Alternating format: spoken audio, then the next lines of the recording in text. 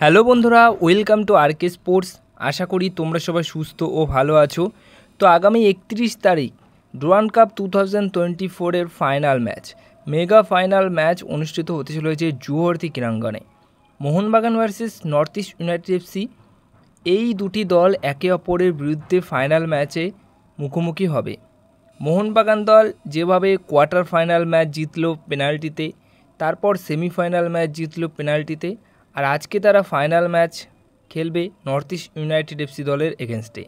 আর north East United FC দলও কিন্তু যথেষ্ট ভালো পারফরমেন্স করেছে, প্রতিটা ম্যাচেই কিন্তু তারা তাদের ক্লাস দেখিয়েছে। এই বছর তারাও কিন্তু যথেষ্ট শক্তিশালী দল তৈরি করিয়েছে।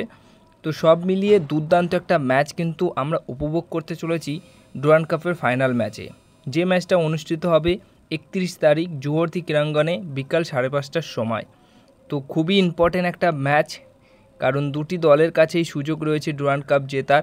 লাস্ট ইয়ার মোহনবাগান দল ডুরান্ড কাপ জিতেছিল এবং এই বছরও ডুরান্ড কাপ জেতার সুযোগ চলে এসছে এবং নিজেদের হোম গ্রাউন্ডে তারা ফাইনাল ম্যাচ খেলবে। তো আরও ভালো জায়গা দিয়ে শুরু করবে, আরও ভালো সুবিধা রয়েছে মোহনবাগান দলের কাছে। অপরদিকে নর্থ ইস্ট ইউনাইটেড এফসি দল গত বছর সেমিফাইনাল ম্যাচে হেরে গেছিলো। তো সেমিফাইনাল ম্যাচে এই বছর তারা জিতে ফাইনাল ম্যাচে কোয়ালিফাই করেছে। তো তাদেরও একটা আক্ষেপ রয়েছে, গত বছর তারা জিততে পারেনি, কিন্তু এই বছর একটা সুযোগ এসছে, সুযোগ তাদের কাছে চলে এসছে, সুযোগ তারা পেয়েছে। তো এই সুযোগটাকে তারা অবশ্যই কাজে লাগানোর চেষ্টা করবে।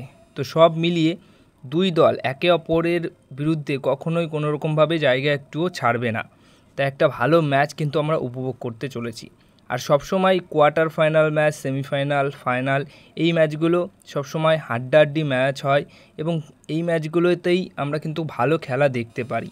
আর সেটাই কিন্তু আমরা এবার এই ডুরান্ড কাপের ফাইনাল ম্যাচে দেখব।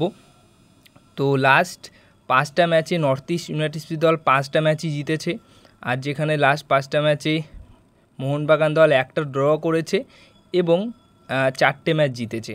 তো দুটো দলেরই লাস্ট 5টা ম্যাচের পারফরমেন্স কিন্তু খুবই ভালো রয়েছে। আর হেড টু হেড রেকর্ডের কথা যদি বলি, তাহলে হেড টু হেড রেকর্ডে কিন্তু এখানে মোহনবাগান দল কিন্তু এই নর্থ ইস্ট ইউনাইটেড এফসি দলের এগেনস্টে অনেকটাই এগিয়ে রয়েছে। লাস্ট 5টা ম্যাচে 3টে জিতেছে এবং একটা হয়েছে ড্র এবং একটা জিতেছে নর্থ ইস্ট ইউনাইটেড এফসি দল। তো যখনই এই দুটি দল একে অপরের বিরুদ্ধে ম্যাচ খেলতে নামে, একটা হাড্ডাহাড্ডি লড়াই হয় এবং এখনও অনেক ম্যাচের কথা মনে পড়ে যায়, যে ম্যাচে নর্থ ইস্ট ইউনাইটেড এফসি দলের বিরুদ্ধে গোল খেয়ে পিছিয়ে থাকে মোহনবাগান, বা পিছিয়ে ছিল, সেখান থেকে সুভাষিস বোস একটা হেডে গোল করেছিল এবং হারা ম্যাচ পুরোপুরি জিতেছিল। তো সব মিলিয়ে ভালো ম্যাচ তো আমরা অবশ্যই উপভোগ করতে চলেছি।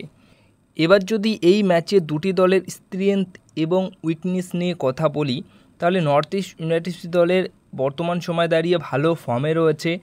তাদের ডিফেন্স, তাদের মাঝমাঠ এবং স্ট্রাইকার লাইন আপ সব জায়গাতেই তারা কিন্তু পারফেক্ট এবং সব জায়গাতেই তারা মানিয়ে গুছিয়ে নিয়েছে এবং তারা কিন্তু ভালো শেপে রয়েছে। তাদের কোনো জায়গায় কিন্তু দুর্বলতা নেই, তাদের স্ট্রেংথটাই কিন্তু অনেকটাই ভালো রয়েছে। কারণ ডিফেন্সেও তেমন একটা তারা গোল খাচ্ছে না, ডিফেন্সে তারা সংঘবদ্ধ হয়ে ভালো বোঝাপড়ার সাথে খেলছে। মাঝমাঠটাও তাদের যথেষ্ট ভালো, কারণ মাঝমাঠে যে বেমামার বলে একটা প্লেয়ার রয়েছে, মরক্কন ফুটবলার, তিনি কিন্তু দায়িত্ব সহকারে খেলায়, একদম ম্যাচটাকে তিনি মাঝমাঠে পরিচালনা করে নর্থ ইস্ট ইউনাইটেড এফসি দলের হয়ে। এবং স্ট্রাইকার লাইন আপে মরক্কন ফুটবলার রয়েছে, তারপর স্প্যানিশ ফুটবলার রয়েছে, এছাড়া ইন্ডিয়ান ফুটবলাররাও রয়েছে যারা কিন্তু খুবই ভালো খেলছে। তো সব মিলিয়ে দারুণ শেপের মধ্যে রয়েছে এই মুহূর্তে নর্থ ইস্ট ইউনাইটেড এফসি দল এবং তাদের কিন্তু কোনোরকম উইকনেস নেই। এছাড়াও যদি মোহনবাগান দলের কথা বলি, তাহলে মোহনবাগান দল কেমন দল, মানে খোঁচা খাওয়া বাঘ। হারা ম্যাচ কিভাবে জিততে হয় সেটা আমরা গত দুটো ম্যাচে কিন্তু দেখে নিয়েছি। হারা ম্যাচ কিভাবে কোথা থেকে বের করে নিয়ে আসতে হয় সেটা কিন্তু মোহনবাগান দল খুবই ভালোভাবেই পারে। তো এখন কিন্তু মোহনবাগান দল যেহেতু নতুন বছর নতুনভাবে শুরু করেছে, তাই এখন কিন্তু সেইভাবে এখনও শেপে আসেনি, একদম সেট হয়ে উঠতে পারেনি মোহনবাগান দল। আস্তে আস্তে সেট হবে, দলটা ভালো জায়গায় কিন্তু চলে আসবে। যেটা নর্থ ইস্ট ইউনাইটেড এফসি দল কিন্তু এখন পুরোপুরি সেট হয়ে গেছে এবং ভালো শেপে রয়েছে, সেটা কিন্তু মোহনবাগান দল এখনও অবধি হয়ে উঠতে পারেনি। কারণ ডিফেন্সে অনেক বোঝাপড়ার অভাব রয়েছে, কাকে দিয়ে শুরু করাবে, কে খেলবে, টম এলডেট নাকি অ্যালবাতো রদ্রিগেজ, কারণ গত ম্যাচে আমরা দেখেছি অ্যালবাতো রদ্রিগেজ খুব ভালো পারফরমেন্স করেছে, টম এলডেটের থেকেও বেশি ভালো পারফরমেন্স করেছে। এছাড়া সুভাশিস বোসের চোট, তারপর দীপেন্দুর শুরু করা এবং মাঝমাঠে যেভাবে ইন্ডিয়ান মিডফিল্ডাররা খেলছে তাদেরও একটু বোঝাপড়ার অভাব হচ্ছে। আস্তে আস্তে যখন নিজেরা একসাথে খেলবে অনেক ম্যাচ, আস্তে আস্তে 3-4টে ম্যাচ যখন খেলবে তখন কিন্তু আস্তে আস্তে তাদের মধ্যে বোঝাপড়া ঠিকঠাক হয়ে যাবে। তো সব মিলিয়ে আক্রমণ ভাগ ঠিকঠাক আছে, কারণ আক্রমণ ভাগে জেসন কামিংস গত বছর খুব একটা ভালো শেপে ছিল না, এই বছর কিন্তু খুব ভালো পারফরমেন্স করছে, ভালো ফর্মে রয়েছে। ইতিমধ্যে ডিমিত্রি পেট্রাসও গোল করেছে গত ম্যাচে, তো সেখান থেকে ডিমিত্রি পেট্রাসও আস্তে আস্তে ফর্মে ফিরছে। তারপর জামি ম্যাকলারেন তো এখনও শুরুই করেনি, গ্রেগ স্টুয়ার্টের মতো প্লে মেকার ফুটবলার রয়েছে এবং লিস্টন, মানবীর, তার পাশাপাশি থাপা ডুরান্ড কাপে তার 2টো গোল রয়েছে, দুর্দান্ত 2টি শটে গোল রয়েছে তার। তো সবই ঠিকঠাক আছে, কিন্তু এই মুহূর্তে মোহনবাগান দলটা কিন্তু একদমই শেপে নেই, একদমই সেটিং টিম হিসেবে তারা কিন্তু সেইভাবে সেট হয়ে উঠতে পারেনি। তো তাদের একটু সময় লাগবে, ওটাই জাস্ট একটা উইকনেস রয়েছে। তাছাড়া একদম পুরো শক্তিশালী দল মোহনবাগান দল, সেরা দল।